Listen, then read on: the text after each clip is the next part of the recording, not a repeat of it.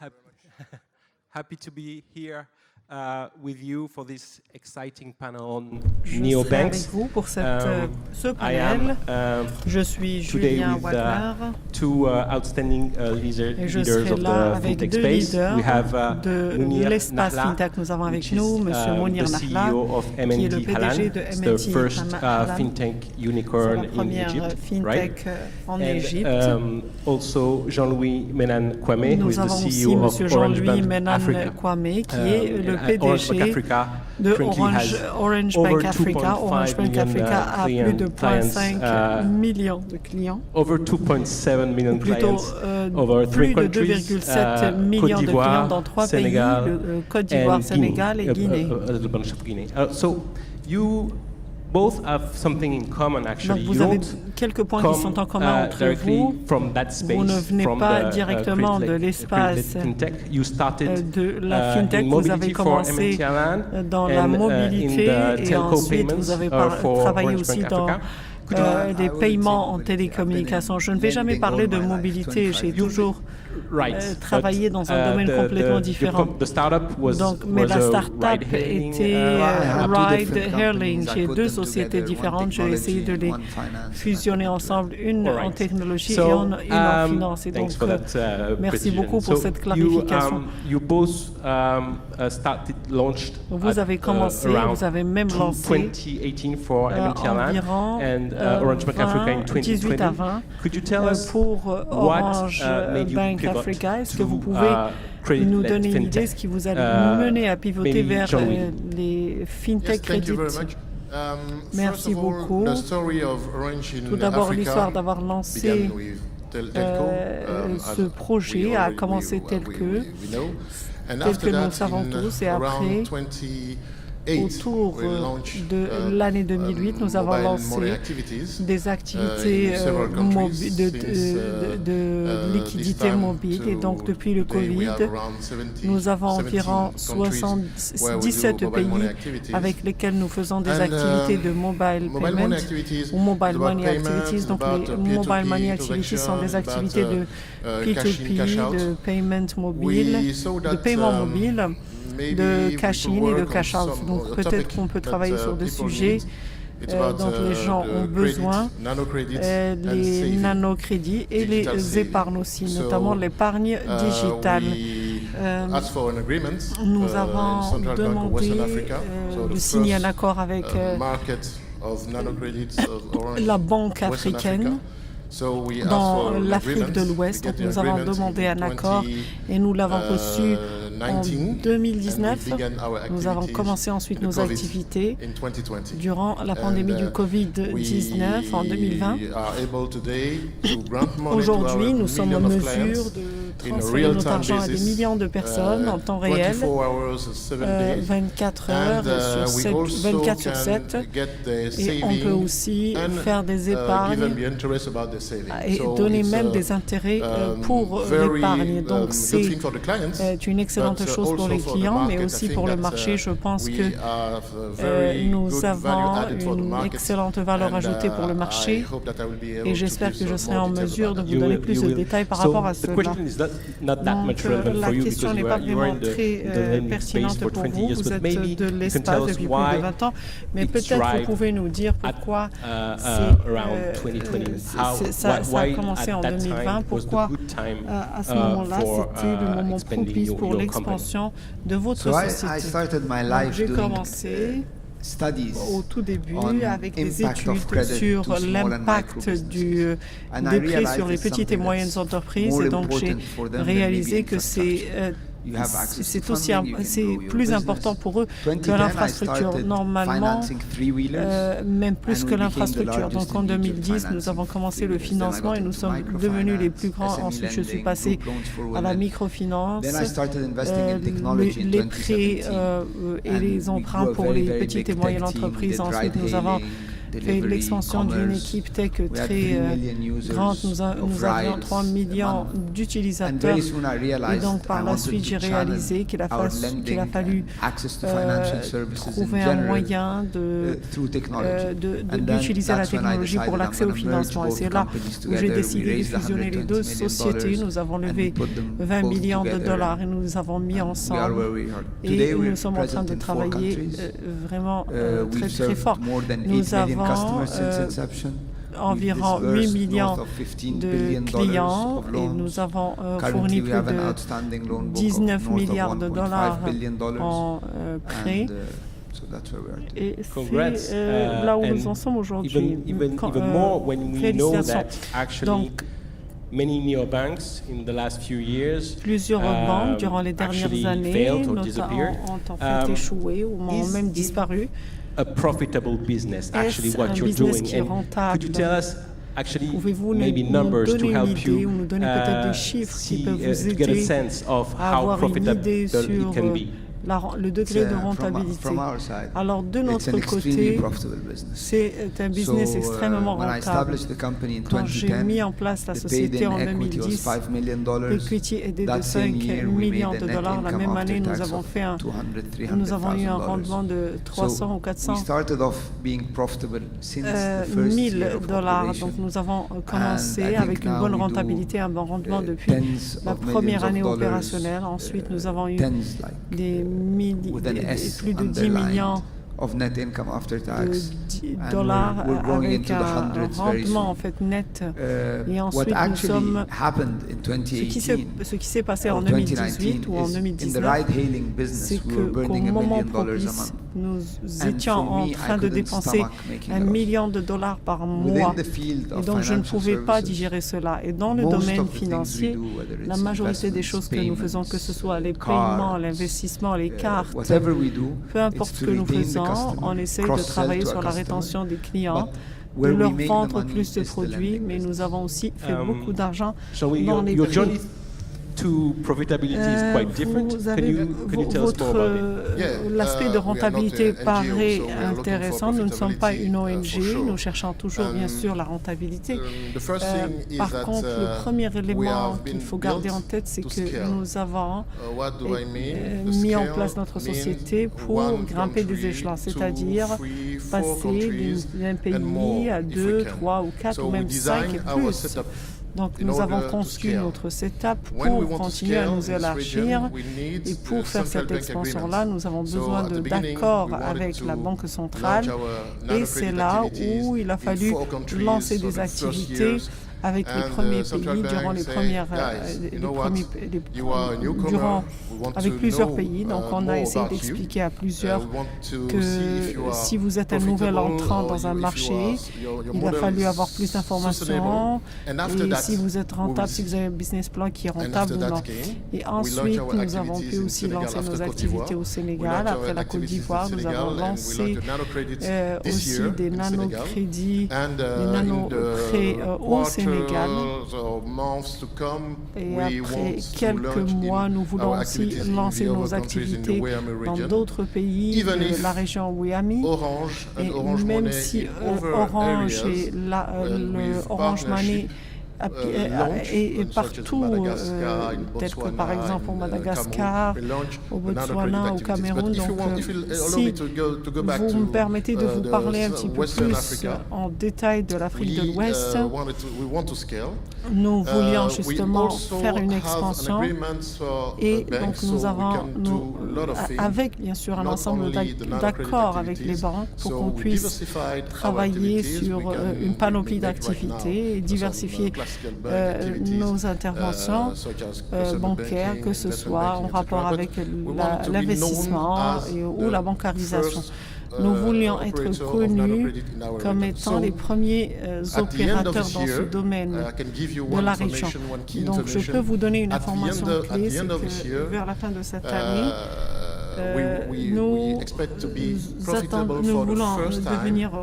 nous allons devenir très rentables pour la première fois. Et donc pour nous, c'est un tournant pour Orange Bank Africa. Je pense que nous allons devenir rentables cette année. Je pense même qu'on sera en mesure d'arriver au break-even et de devenir une vraie histoire de réussite. Mounia, votre histoire est impressionnante, surtout quand vous savez qu'en Égypte et durant les dernières années, vous avez eu des problèmes d'évaluation, des problèmes aussi d'inflation.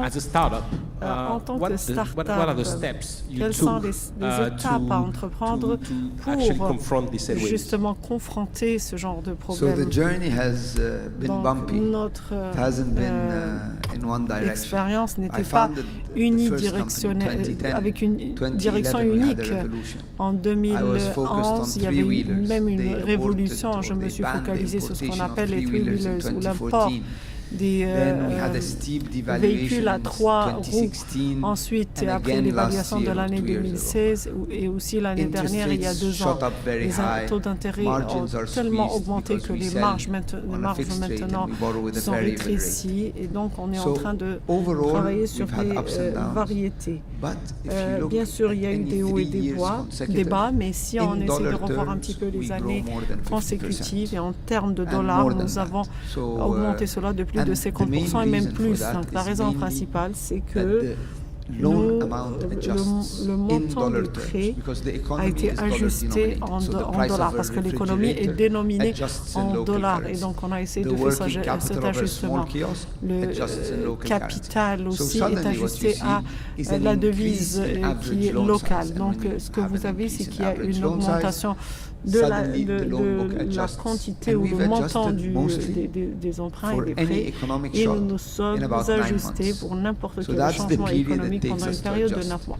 C'est la période, c'est en fait la période que ça nous prend pour y arriver. Donc le point le plus important aussi, c'est d'avoir accès au financement parce que si vous allez débourser 17 milliards de dollars ou 10 milliards de dollars, ça devient plus élevé. Nous avons des sources de financement qui sont diversifiées, des accords bilatéraux avec plus de 80% des Égyptiens. Si vous me permettez de dire un mot par rapport au financement dans notre modèle, et maintenant que nous avons un backup de la part de Orange et Orange Money, nous avons rencontré quelques problématiques, mais nous sommes très ravis de faire partie du même groupe de Orange Money qui a beaucoup de réserves et qui nous permettent en fait d'utiliser leurs réserves dans notre tenue de livre. Je pense que c'est brillant parce que normalement nous avons aussi des accords bilatéraux avec des banques spécifiques. Nous travaillons aussi sur les obligations, les OPCVM, et plus récemment, nous avons travaillé sur la démocratisation de nos fonds avec une structure très créative, mais ce n'est pas quelque chose que je peux mentionner aujourd'hui. Je pense que nous savons maintenant clairement ce que vous êtes en train de faire, si vous êtes rentable ou pas, et donc vous avez prouvé qu'il y a eu plusieurs études de cas, et peut-être c'est la raison pour laquelle nous voyons plus de compétition, de concurrence. Nous avons aussi vu dans les nouvelles révolutions qui se préparent au Maroc. Nous avons vu aussi des banques traditionnelles telles que l'Ecobank qui sont en train de lancer leur propre solution. Et nous avons vu des vagues de changements par rapport aux accords bancaires qui étaient en fait juste comment est-ce que maybe I'll start with Mounia. Maybe how are you like the others saying, okay, you can come, the market will grow. There are so many unbanked people that there is no problem. Or is it the way you are viewing things? Absolument pas de problème, ou bien est-ce que c'est votre perception des choses? Nous souhaitons jouer pour gagner. Donc, on souhaite toujours gagner. C'est ça notre règle. Je pense que la compétition fait partie du marché. Bien sûr, vous êtes le bienvenu. Le marché est très large. Le régulateur aussi. Donc, la compétition au final est bonne pour les clients. Donc, oui. Good. On peut le faire ainsi. Maybe I'll ask now maybe a trickier question. If you had to choose Alors between, maintenant, je vais vous poser une question beaucoup plus sûre. Si vous aviez à choisir entre deux chemins différents, de se focaliser tout d'abord sur la conception des produits, ou bien le fait de se focaliser sur la distribution, que signifie la première chose à faire? Je sais très bien que les deux sont importants, mais s'il est possible de faire une chose après l'autre, est-ce que vous allez vous focaliser sur la distribution ou bien sur la conception de nouveaux produits? Bien sûr, oui, il faut travailler sur la conception des nouveaux produits. Normalement, en Afrique, nous travaillons très fort avec Orange Money pour la conception de nouveaux produits. Donc nous échangeons assez souvent avec nos clients à travers la méthode du design technique. Donc, nous lançons assez souvent de nouveaux produits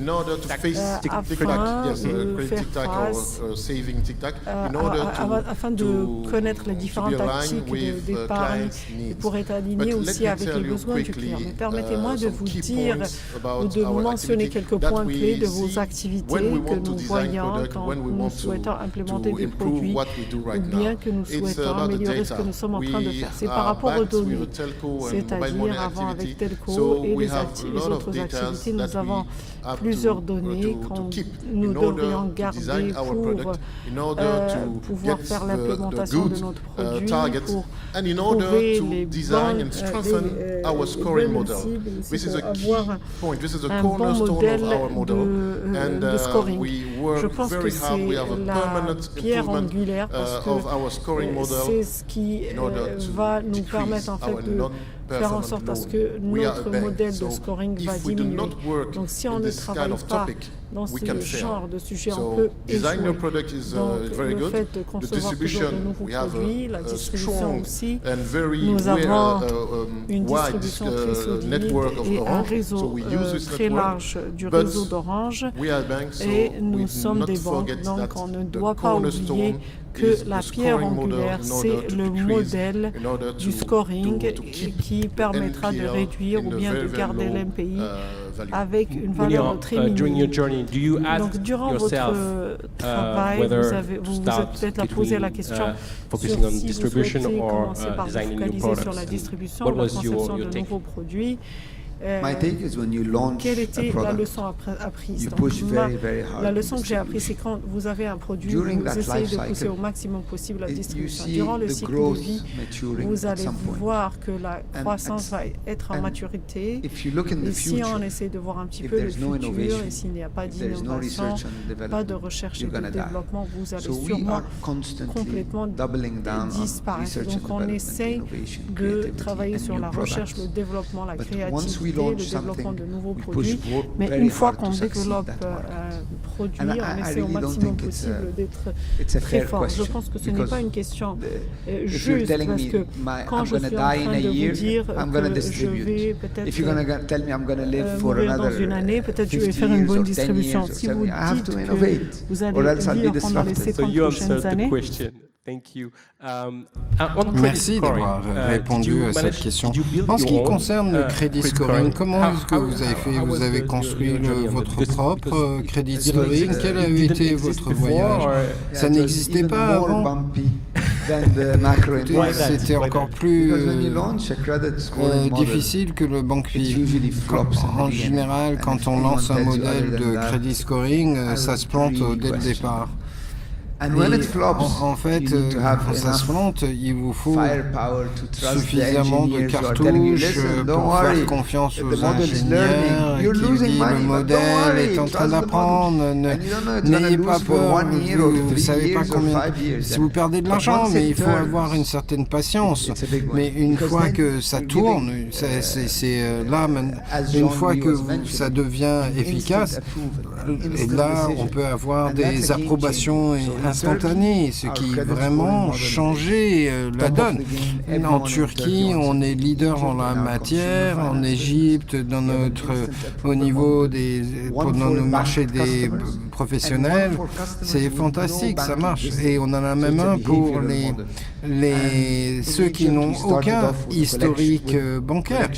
En Égypte, on a commencé avec des taux de remboursement de 65%.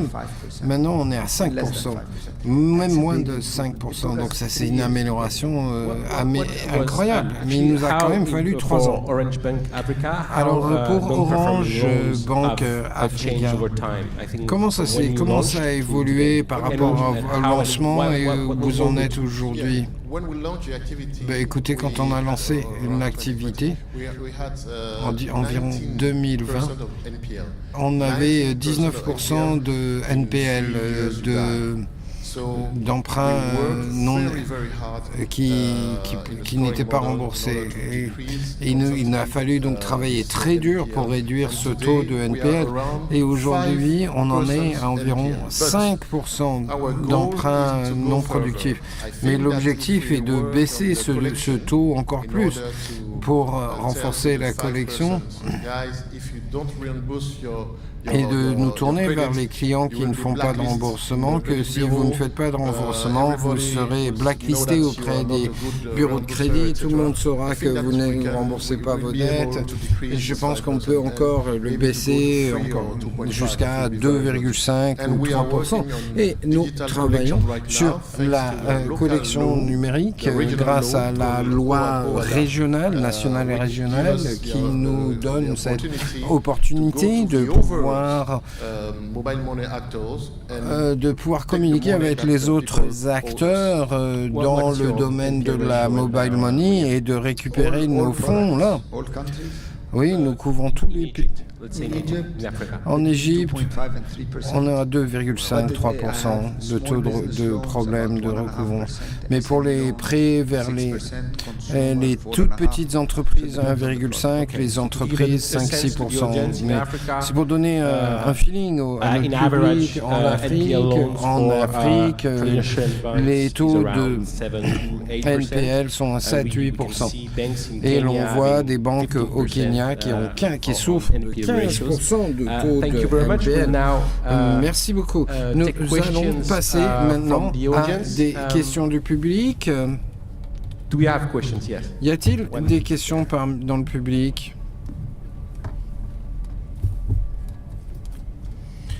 So my question is regarding the importance for Mounir. La question pour le scoring, est-ce que ça vous coûtait cher? Est-ce que ça vaut le coup? Et 1%, c'est par mois ou par an?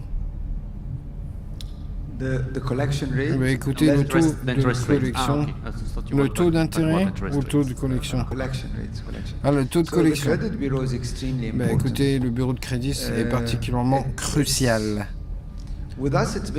Pour nous, ça a été un peu différent. C'est un outil particulièrement utile qui nous permet d'accorder un score aux nouveaux clients. Bien sûr, nous pensons que c'est cher. Alors si c'est cher, c'est cher, mais bon.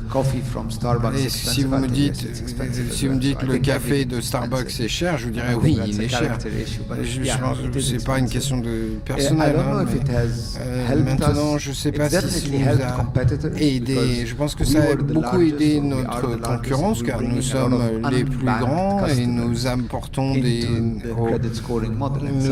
nous apportons de personnes qui jusqu'à maintenant n'étaient pas bancarisées dans les modèles de bureaux de score de crédit. Et donc, ça a ses avantages et ses désavantages. Mais bon, dans l'ensemble, oui, c'est positif et cela met la pression sur les clients pour qu'ils nous remboursent. Si par exemple, il est blacklisté par un bureau, il ne pourra pas emprunter ailleurs. Any other question? Mr.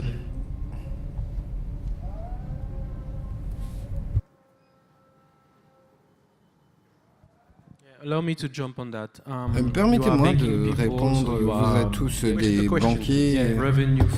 Alors, en ce qui concerne les revenus pour bancaires, est-ce que les données constituent une source de revenus?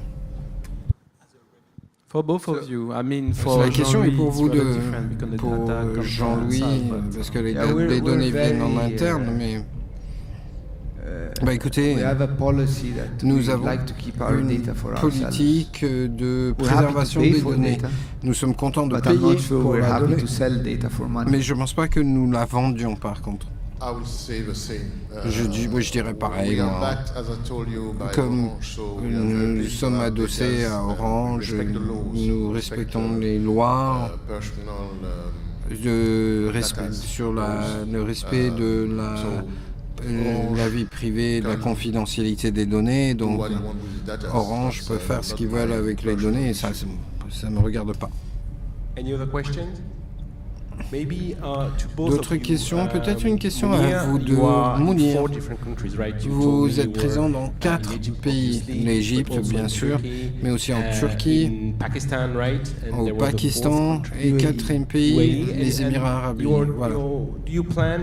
Est-ce que vous pensez investir en Afrique? Est-ce que vous avez surveillé d'autres pays en Afrique?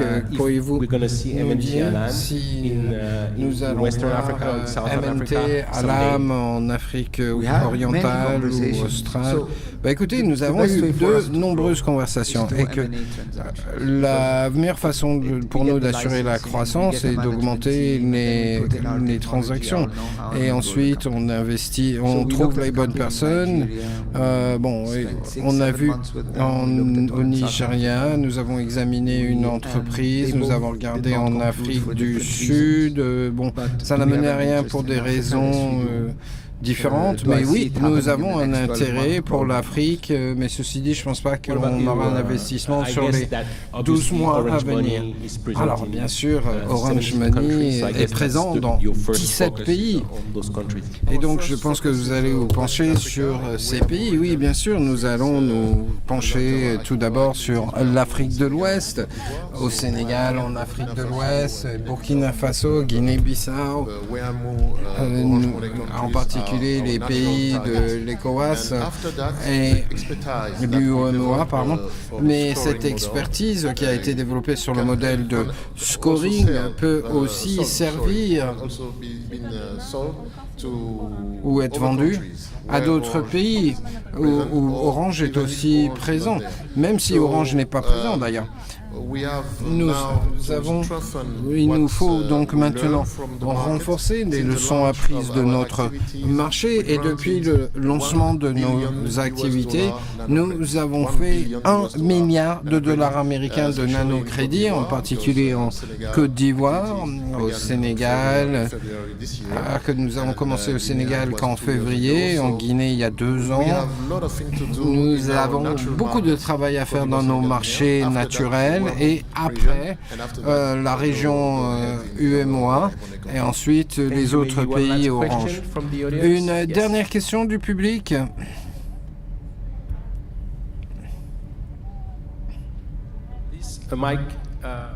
Un microphone pour monsieur, s'il vous plaît. Hello everyone. Bonjour, merci à vous deux pour vos excellentes présentations. Une petite question rapide concernant la sécurisation. Vous aviez mentionné que c'était une des avenues que vous utilisez pour assurer le financement. Quels détails supplémentaires pourriez-vous nous fournir? Quels investisseurs, quels défis liés à la sécurisation?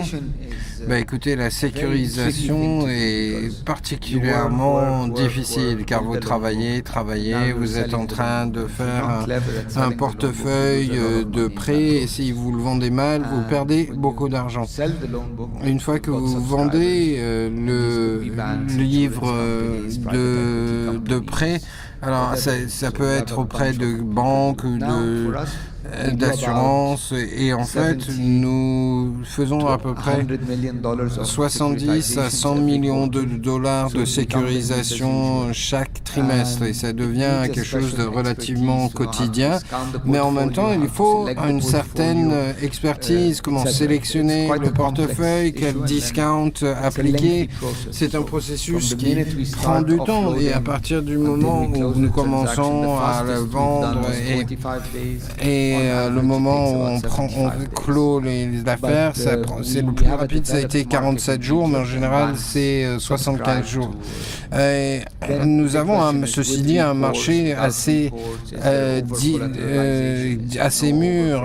Est-ce qu'il y a une collatéralisation ou co-garantie ou non? Le fait qu'on ait des tranches sur la première année, la deuxième année, ensuite il faut avoir un aperçu sur les taux d'intérêt, un aperçu prospectif sur les taux d'intérêt. Est-ce qu'ils vont monter, est-ce qu'ils vont baisser, qu'il faudrait garder? Et ça demande des gens du staff qui soient particulièrement spécialisés. Nous avons onboardé un trésorier qui vraiment nous a beaucoup aidé dans ce domaine. Merci. Vu l'importance de l'innovation dans vos activités, quelle est la prochaine innovation que vous allez fournir à vos clients qui va vous permettre d'augmenter votre CA? Je vous dirai pas parce que c'est confidentiel. Notre feuille de route est bien fournie. C'est tout ce que je peux vous dire. Il nous faut savoir être agile pour lancer des produits un à un. Il nous faut être concentré sur ce que nous faisons et je pense que nous sommes disponibles pour fournir au marché les produits fiables et pertinents dont le marché a besoin. Et d'ici à 2030, je pense que nous serons plus forts, plus gros qu'aujourd'hui. Et notre objectif, notre ambition sont très importantes. Nous avons de merveilleux outils qui vont nous permettre d'ajouter de la valeur au marché. Ne vous inquiétez pas, nous avons une feuille de route bien fournie, vous verrez. Écoutez, je ne me fais aucun souci, je dois vous dire. Hey Mounir, est-ce que vous serez un peu plus ouvert que Jean-Louis? Non, écoutez, nous allons démocratiser notre liste de financement et je pense que ça va être une des innovations les plus importantes que nous allons faire. Et nous sommes en train aussi de fournir tous les points de contact qu'un client ou qu'une cliente pourra avoir besoin pour une bonne santé financière, que ce soit les investissements, l'épargne, etc. Merci beaucoup Mounir, merci beaucoup Jean-Louis, merci mesdames et messieurs. Je dois vous laisser pour rejoindre le prochain panel. Merci.